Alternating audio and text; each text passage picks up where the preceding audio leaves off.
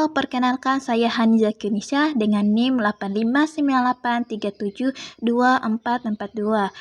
mahasiswa Universitas Terbuka Prodi PGSD. Saya akan bercerita tentang proses lahirnya Pancasila. Selamat datang di perjalanan sejarah bangsa kita.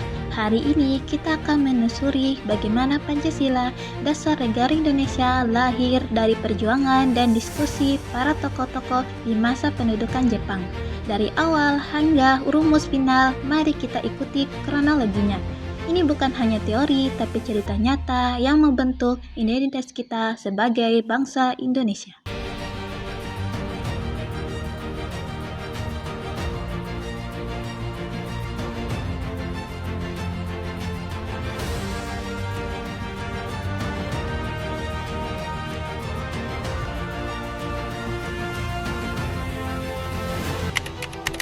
Kita mulai dari tahun 1945, saat Jepang menduduki Indonesia untuk mempersiapkan kemerdekaan.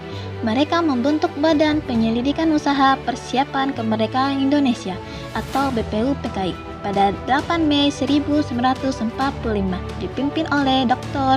Rajiman. Badan ini mempunyai 62 anggota dari berbagai daerah. Sidang pertama tanggal 29 Mei sampai 1 Juni di Jakarta. Di sini, para tokoh seperti Soekarno-Hatta dan Yani bahas dasar negara. Yang paling terkenal adalah pidato Soekarno-Hatta pada tanggal 1 Juni, di mana ia mengusulkan 5 prinsip: ketuhanan, kemanusiaan, persatuan, kerakyatan, dan keadilan sosial. Ini awal mula Pancasila.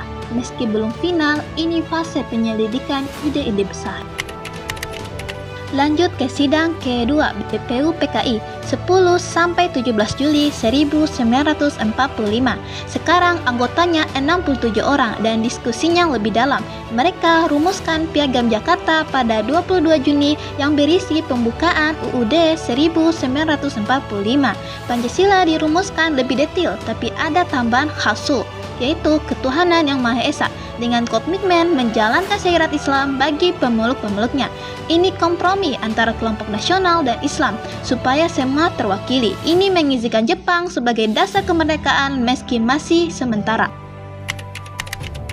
Setelah proklamasi kemerdekaan 17 Agustus 1945, Jepang kalah perang. Dibentuk Panitia Persiapan Kemerdekaan Indonesia atau PPI-PKI pada 7 Agustus dipimpin Soekarno. Sidang pertama 18 Agustus, mereka ambil Piagam Jakarta, tapi ada yang terjadi.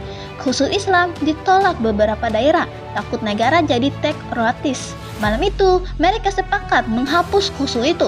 Pancasila menjadi ketuhanan yang Maha Esa, kemanusiaan yang adil dan beradab, persatuan Indonesia, dan kerakyatan yang dipimpin oleh hikmat, kebijaksanaan dalam permusyawaratan perwakilan, dan keadilan sosial bagi seluruh rakyat Indonesia. Keesokan harinya, 19 Agustus, PPI-KI tetapkan UUD 1945 dengan Pancasila dan Soekarno jadi presiden pertama. Begitulah lahirnya Pancasila, di mana para tokoh bangsa seperti Soekarno, Muhammad Yamin, dan Soekarno berdiskusi merumuskan dasar negara Indonesia yang merdeka. Pelajaran penting dari proses ini adalah pentingnya musyawarah, kebersamaan, serta penghargaan terhadap perbedaan untuk mencapai tujuan bersama.